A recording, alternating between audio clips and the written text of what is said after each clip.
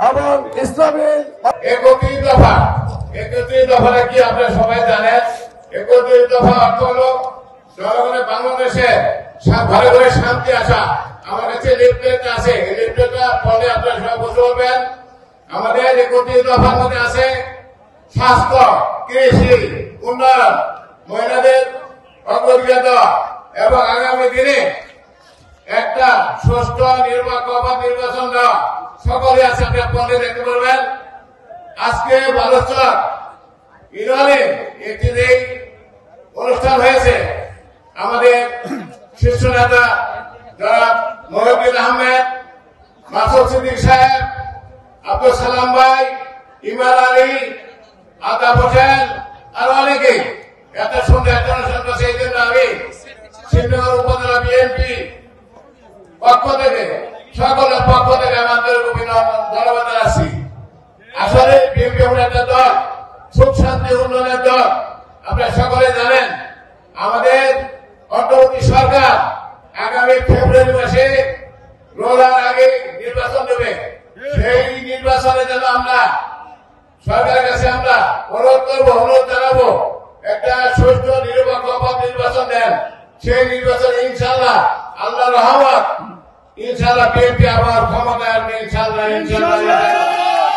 2023 এই সারিতে যারা আছেন, পেছনে যারা বসা 54 জন নেতা কর্মীকে উনি টিভির হারুনের নাম আপনারা শুনেছেন যে বাংলাদেশের মধ্যে সবচেয়ে কুখ্যাত খুনি টিভির হারুন, উনারে দিয়া উনার সাথে উনার ছবিও আছে, ওনাকে দিয়া আমাদেরকে এই সারির সবাইকে মমিন ভাইকে আর মমিন ভাইয়ের ছেলেকে একই রশিদে বাঁধা হয়েছিল।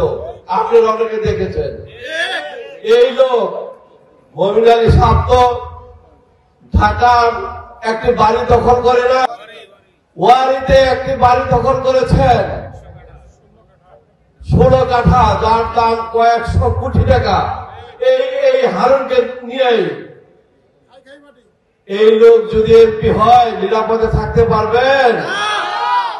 অতএব সাবধান হয়ে যায়। আমরা যার নিরাপত্তার জন্য আমরা মনে করি যে একজন ভালো লোক আমাদের আগামী রাষ্ট্রনায়ক তারেক রহমান সাহেব বলেছেন, একজন সৎ ব্যক্তি, একজন জনগণের সাথে সম্পৃক্ত আছে, জনপ্রিয় নেতা, আর সে যাতে আগামী দিনে ছাত্র, যুবক, মহিলা, শ্রমিক সবাইকে নিয়ে চলতে পারে এমন একজন নেতাকে মনোনয়ন দিবে। আজকে 31 দফা রাষ্ট্র কাঠামো মেরামতের কর্মসূচি দেশনেত্রী বেগম খালেদা জিয়ার রোগ মুক্তি কামনায় আজকের এই সমাবেশ। সংগ্রামী বন্ধুরা আমার, আমি একটি সভায় কিছুক্ষণ আগে বলেছি, মেরামত কি? একটি ব্রিজ যদি বিধ্বস্ত হয়ে যায়, সেই ব্রিজ যদি মেরামত করা না হয়, ওই ব্রিজ দিয়ে জনগণ চলতে পারে না। এই 17 বছর এই ফ্যাসিস্ট সরকার বাংলাদেশের প্রত্যেকটি প্রতিষ্ঠানকে ব্রিজের মতো ধ্বংস করে দিয়েছে। সেই কারণে দেশ নায়ক তারেক রহমান ঘোষণা করেছেন, আগে এই দেশ মেরামত করতে হবে, তারপর এই দেশের মানুষকে সুখ, শান্তি, সমৃদ্ধি দিতে হবে।